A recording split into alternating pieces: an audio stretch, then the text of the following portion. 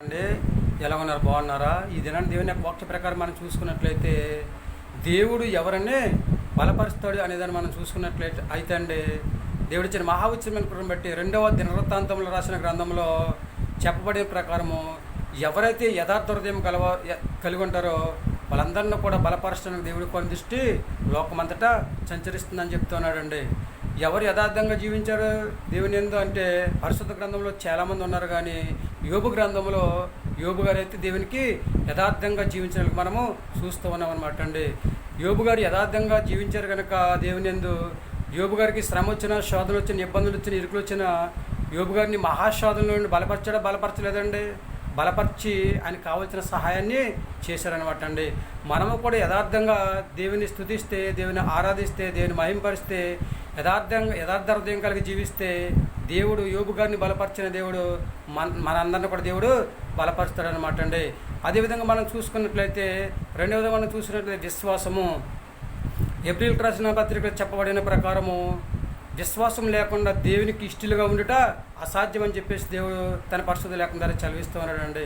ఆవకించేంత విశ్వాసం నీలో ఉంటే ఆకాశం నుండి పట్టజాలని దీవెనలు కుమ్మరిస్తానని చెప్పేసి దేవుడు తన పరిశుద్ధ లేఖనం ద్వారా చదివిస్తూ ఉన్నాడు అనమాట అండి. అదేవిధంగా మనం చూసుకున్నట్లయితే విశ్వాస సహితమైన ప్రార్థన ప్రతి రోగిని స్వస్థపడుతుందని చెప్పేసి దేవుడు చదివిస్తూ ఉన్నాడు అనమాట అండి. మనం దేవుని విశ్వాసం ఇస్తే ఏ కార్యమైన మన జీవితాలు దేవుడు చేస్తూ ఉంటాడు అనమాట అండి. దేవుడు ఇచ్చిన మహాఉచ్చమైన కృపను బట్టి యోహాను సువార్తలో చెప్పబడిన ప్రకారము ఎవరైతే దేవుని విశ్వాసం ఇస్తారో వారు నశింపక నిత్య జీవాన్ని పొందుకుంటారని చెప్తున్నాడు అండి. దేవుని విశ్వాసం ఉంచి నిత్య జీవాన్ని పొందుకునే యోగ్యతను కలిగి ఉందామండి. ఏమంటారు? మూడవది మనం చూసుకున్నట్లయితే నమ్మకం అనమాట అండి. నమ్మిట నీ వలనైతే నమ్మువానికి సమస్తమును సాధ్యమని చెప్పేసి దేవుడు తన పరిశుద్ధ లేఖనం ద్వారా చదివిస్తున్నాడు అండి. అబ్రహాము దేవుని నమ్ముకున్నారు. ఆయన విశ్వాసాన్ని బట్టి, ఆయన నమ్మకాన్ని బట్టి దేవుడు ఏం చేశాడండి? విశ్వాసులకు తండ్రిగా చేసినట్లు మనం చూస్తూ ఉన్నామండి. అలాగే షడ్రకు, మేషకు, అబేద్నెగోలు కూడా దేవుని నమ్మకంగా జీవించారు. దానియేలు గ్రంథంలో ఆపద వచ్చినప్పుడు సహాయం చేసినట్లుగా మనము చూస్తూ ఉన్నాం. దానియేలు గారు కూడా దేవుని నమ్మకంగా జీవించారు కనుక దానియేలు గారు కూడా ఆపద వచ్చినప్పుడు దేవుడు సహాయం చేసినట్లుగా మనము చూస్తూ ఉన్నాం అనమాట అండి. అందుకే నమ్మి బాప్తీసం తీసుకున్నవాడు రక్షించబడతాడని చెప్పేసి మార్కు సువార్తలో చెప్పబడిన ప్రకారము, అలాగే కీర్తన గ్రంథంలో మనం చూసుకున్నట్లయితే ఆపత్కాలంలో దేవుడు నమ్ముకోగల దేవుడు అనమాట అండి. యెహోవా ఆపత్కాలంలో సహాయం చేస్తారని చెప్పేసి మన దేవుని నమ్ముకోవాలన్నమాట అండి. మన దేవుని నమ్ముకున్నప్పుడు చక్కగా దేవుడు మనకు ఆపత్కాలంలో సహాయం చేస్తూ ఉంటాడు అనమాట అండి. కాబట్టి మనం దేవుని నమ్ముకొని మనకు ఏదైనా ఆపద సంభవించినప్పుడు దేవుని సహాయాన్ని పొందుకునే యోగ్యత కలిగి జీవిద్దామండి.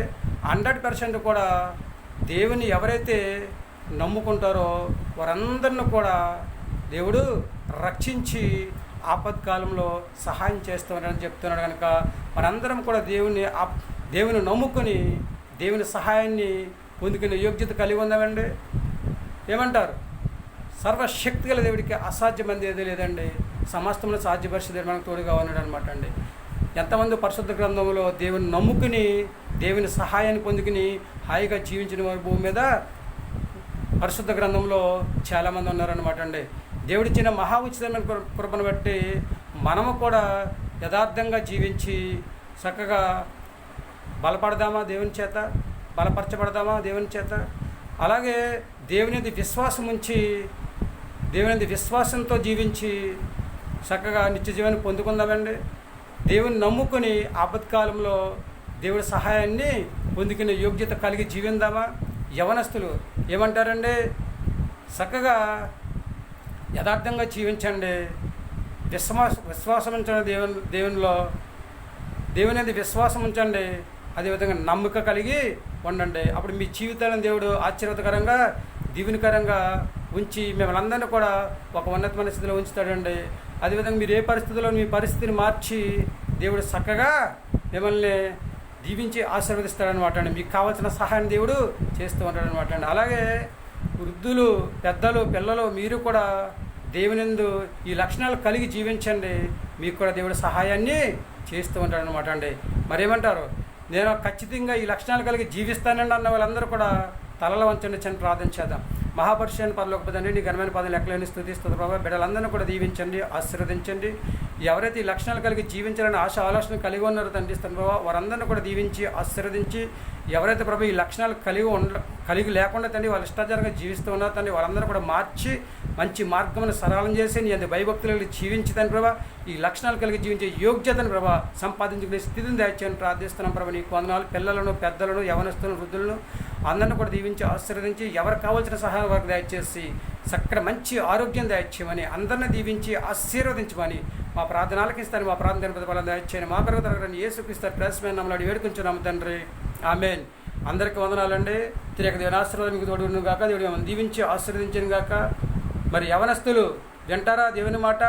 మీ ఆలోచన మీదే. పిల్లలు, పెద్దలు, వృద్ధులు మరి ఏమంటారు మీరు? ఈ లక్షణాలు కలిగి జీవించాలని ఆలోచన కలిగి ఉన్నారా? ఏమంటారు? మీ ఆలోచన మీదే. మనందరము కూడా దేవుని మాట విందాం, దేవుని మాట ప్రకారం నడుద్దాం, దేవుని భయభక్తులు కలిగి జీవిద్దాం, భూమి మీద హాయిగా జీవిద్దాం. ఏమంటారు?